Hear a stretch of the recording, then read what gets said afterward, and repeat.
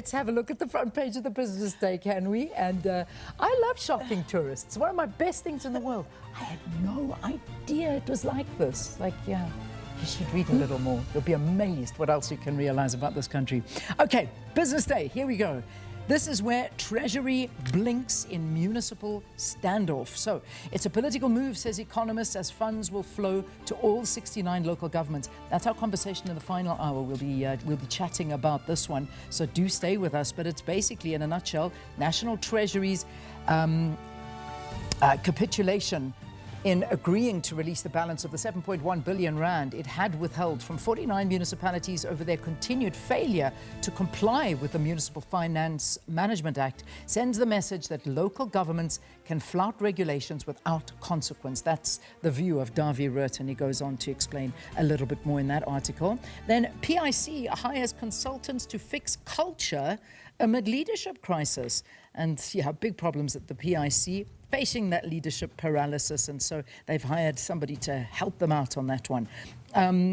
Then it's, of course, the new season for Pirates that they are preparing for their growth strategy. Harmony nets 20 billion rand for copper expansion. Perspective, Schreiber reform still has critical blind spots, and cooperation. SA Nigeria cool diplomatic tensions. All right, that's the front page of the Business Day. All right, the Daily Dispatch this morning going with rights watchdog lashes BCM over decaying sewer system.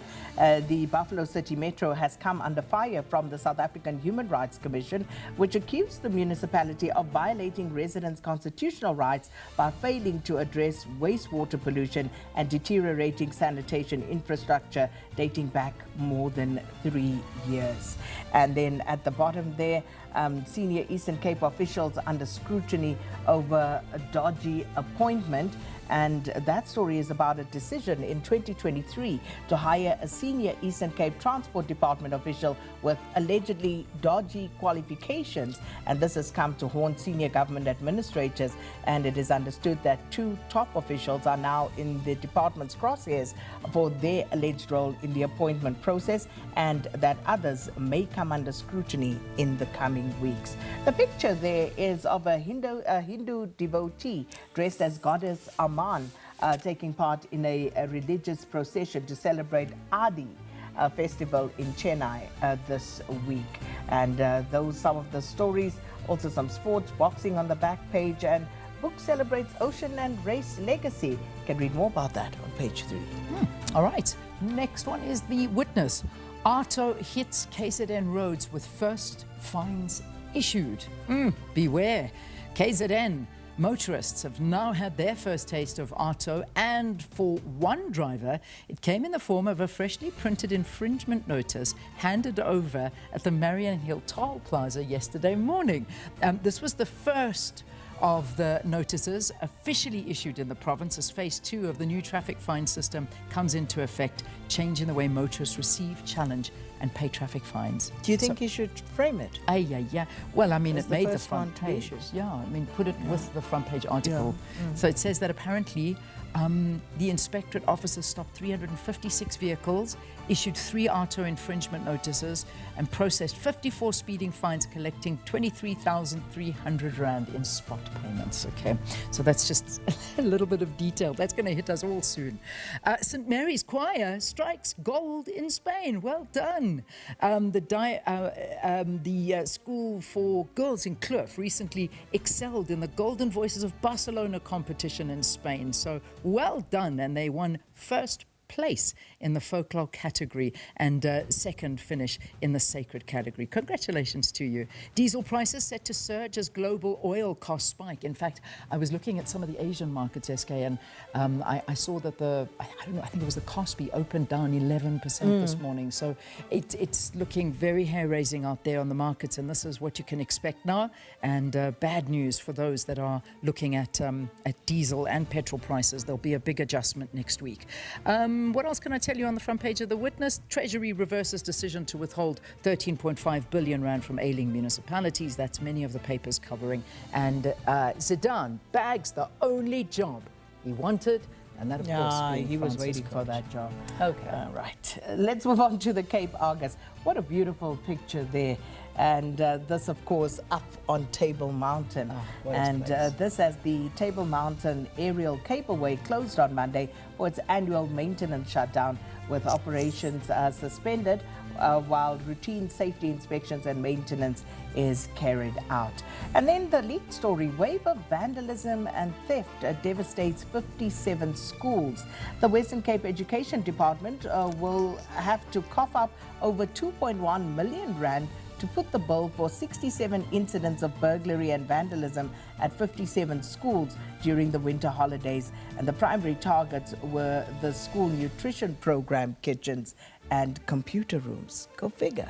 So people were stealing food along with computers. So that's quite an interesting aspect to look into there.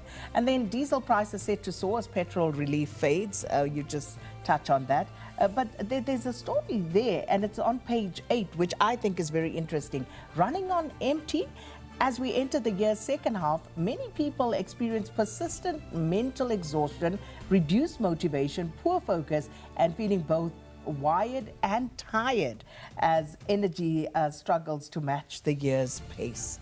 And I've heard quite a few people talk about this.